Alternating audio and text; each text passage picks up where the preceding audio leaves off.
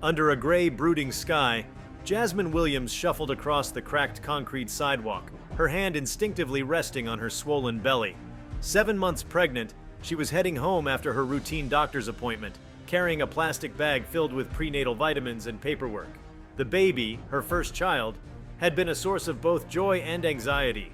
The world she lived in felt increasingly unkind, and she worried about raising a black child in a society where systemic racism was a daily reality. Before we start, smash the like and subscribe buttons for more updates.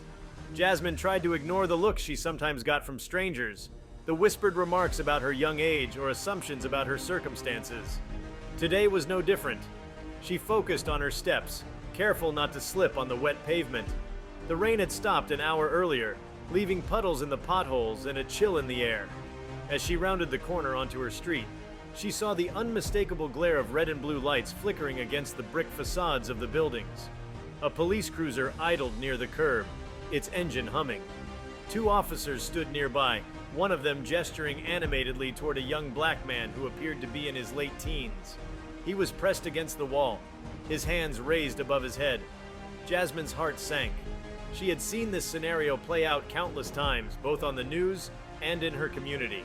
The officers' voices carried down the street, sharp and commanding. "Do you think I'm stupid?" barked one officer, a tall, broad-shouldered man with a shaved head. His uniform stretched tightly over his chest as he leaned menacingly toward the teenager. "Empty your pockets now!" Jasmine hesitated. She didn't know the boy, but her maternal instincts flared. She didn't want to interfere, but the encounter felt wrong. The boy looked terrified, his eyes darting between the officers and the growing crowd of onlookers gathering a safe distance away. Jasmine approached cautiously, hoping her presence might de-escalate the situation. After all, she thought, surely they wouldn't act out with a pregnant woman watching. "Excuse me," Jasmine said, her voice steady but polite. "Is everything okay here?"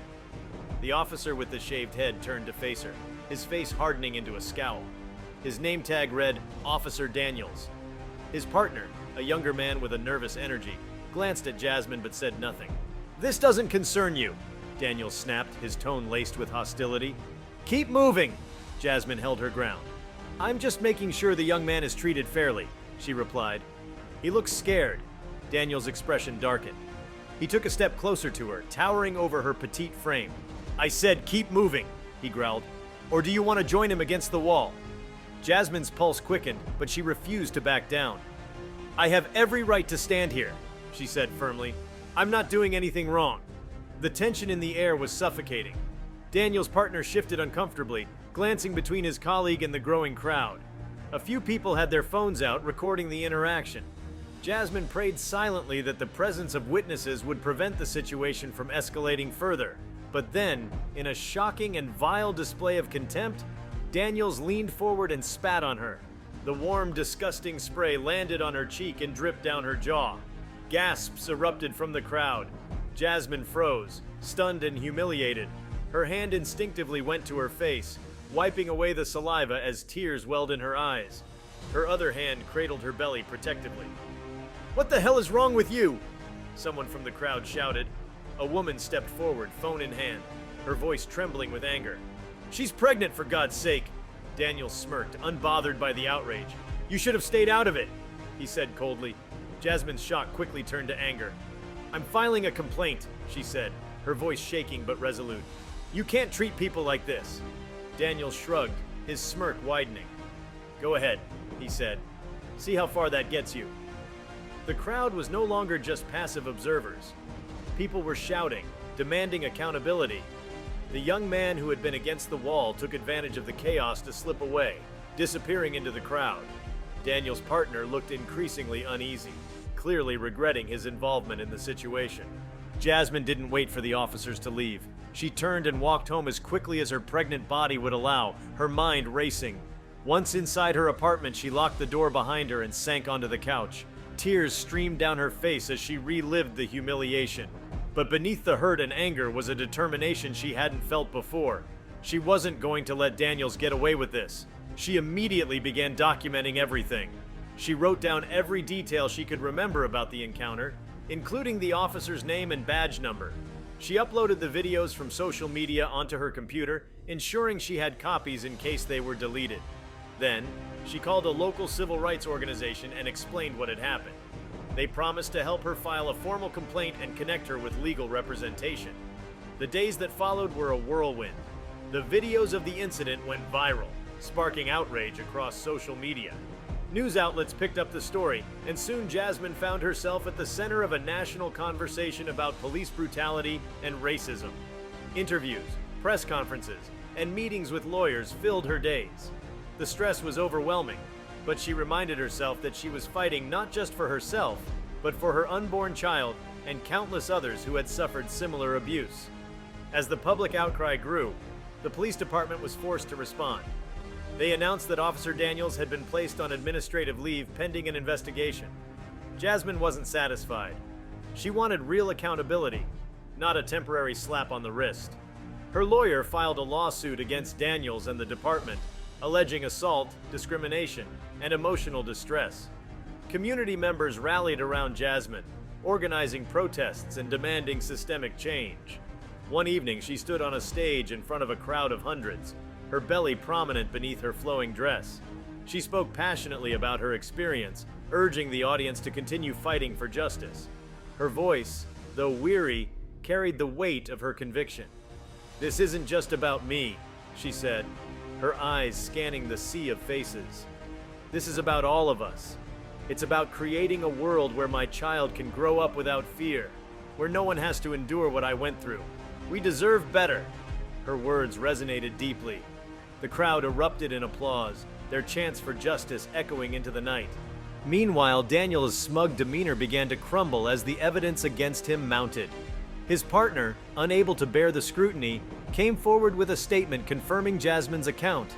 The department's internal investigation concluded that Daniels had violated multiple policies, including the use of excessive force and conduct unbecoming of an officer. He was terminated from his position and faced criminal charges for assault and misconduct. The legal battle dragged on for months, but Jasmine remained steadfast. She attended every hearing, her baby now cradled in her arms. The sight of her infant, innocent and vulnerable, was a powerful reminder of why she was fighting. When the case finally concluded, the court awarded her a substantial settlement and mandated reforms within the police department, including anti-bias training and stricter oversight. But Jasmine knew that true justice went beyond financial compensation or policy changes. She used her settlement to establish a non-profit organization dedicated to addressing police misconduct and supporting victims of racial injustice. The organization quickly gained traction, becoming a beacon of hope for those seeking accountability and change. Through it all, Jasmine remained a fierce advocate, her voice growing stronger with each passing day. She turned her pain into purpose, refusing to let her experience define her as a victim. Instead, she became a symbol of resilience and determination, a reminder that even in the face of cruelty, there is power in standing up for what is right. Her journey wasn't easy, but it was meaningful, and as she rocked her baby to sleep each night, she whispered promises of a brighter future, a future she was working tirelessly to create. The transformation of Jasmine's life after the traumatic encounter with Officer Daniels was not just a personal evolution, but the spark of a broader revolution. As the world watched her story unfold, the impact rippled far beyond the confines of her neighborhood. Jasmine had unintentionally become a face of resistance, and her narrative inspired others to confront the harsh realities of systemic racism and police brutality. Jasmine's rise to public attention brought her more than just support. It brought scrutiny. Journalists dug into her background, trying to find flaws they could exploit to discredit her. Social media trolls harassed her relentlessly, sending her hateful messages and threatening her safety. Strangers accused her of fabricating the incident for money or fame. It was a cruel reminder of how society often treated black women who dared to challenge authority. She leaned heavily on her family and close friends during this time. Her mother, a retired school teacher, moved in temporarily to help care for her and her newborn son, Elijah. Late at night, when Elijah cried and Jasmine struggled with exhaustion, her mother would take him in her arms and hum the lullabies she had sung to Jasmine as a child. "You are stronger than this," her mother would whisper, her voice steady and reassuring. "You've always been a fighter." Jasmine also found solace in her growing community of supporters. Messages of encouragement poured in from people across the country. many sharing their own stories of injustice. It was a bittersweet comfort to know she wasn't alone in her struggles, but it also deepened her resolve to make a difference. She began to see her fight as not just her own, but part of a larger movement, a duty to those who couldn't fight for themselves. Jasmine's non-profit organization, Justice Now, quickly gained traction. It started as a modest initiative, funded by her settlement and grassroots donations, but it soon grew into a powerful force for advocacy and reform. Jasmine assembled a team of passionate activists, lawyers, and community leaders who shared her vision. Together, they organized workshops on knowing your rights, provided legal aid to victims of police misconduct, and lobbied for legislative changes. But Jasmine knew there was still so much work to do. She expanded her focus to include mental health resources for victims of police violence, recognizing that the trauma often lingered long after the physical wounds healed. Justice Now partnered with therapists and counselors to offer free sessions, ensuring that healing wasn't a privilege reserved for those who could afford it. As Justice Now grew, so did Jasmine's profile. She was invited to speak at universities, conferences, and rallies across the country. Each speech was an opportunity to share her story, but more importantly, to amplify the voices of those who had been silenced. She never shied away from addressing uncomfortable truths, challenging her audiences to confront their own biases and take action. At one particularly high-profile event, Jasmine shared the stage with prominent civil rights leaders, celebrities, and lawmakers.